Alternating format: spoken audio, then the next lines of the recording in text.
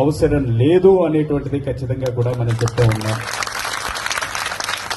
ఎందుకోసమంటే ఒక్క మాట ఆలోచించండి. మనం అయ్యప్ప స్వామికి సంబంధించి ఇక్కడ పూజ చేస్తూ ఒక మాటని చెప్తున్నాం.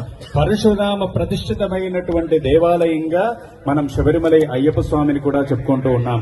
పరశురాముడు ఏ కాలానికి చెందినవాడు అంటే త్రేతాయుగానికి చెందినటువంటి వాడు పరశురాముడు. మరి త్రేతాయుగంలో ఎక్కడైనా మనం ఇస్లాం మతాన్ని చూసున్నామా? రాముడి కాలంలో ఇస్లాం అనేటువంటిది ఉందా? లేదు కదా.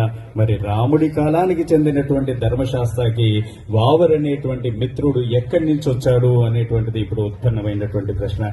కాబట్టి చరిత్రను వక్రీకరిస్తూ అయ్యప్ప చరిత్రను మార్చేటువంటి ప్రయత్నం చేస్తున్నారు. కాబట్టి శబరిమలై వెళ్లేటువంటి ఏ అయ్యప్ప కూడా ఖచ్చితంగా వావరు మసీదుని దర్శనం చేసుకోవాలి అనేటువంటి నిబంధన లేదు. సనాతనమైనటువంటి హిందువుగా ఖచ్చితంగా అయ్యప్ప దీక్షని, అయ్యప్ప స్వామిని రక్షించేటువంటి ప్రయత్నాన్ని చేద్దాం.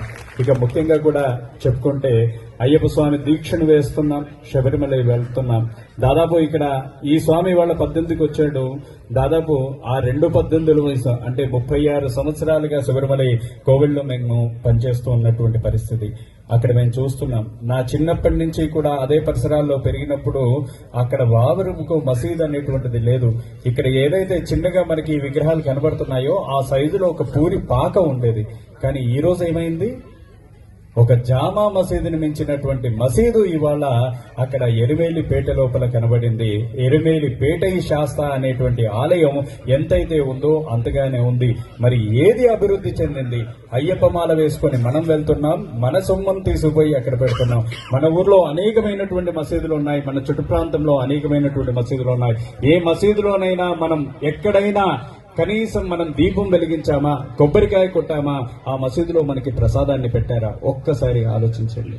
పెట్టలేదు కదా. మరి ఎరుమేలికి పోతే ఎందుకు?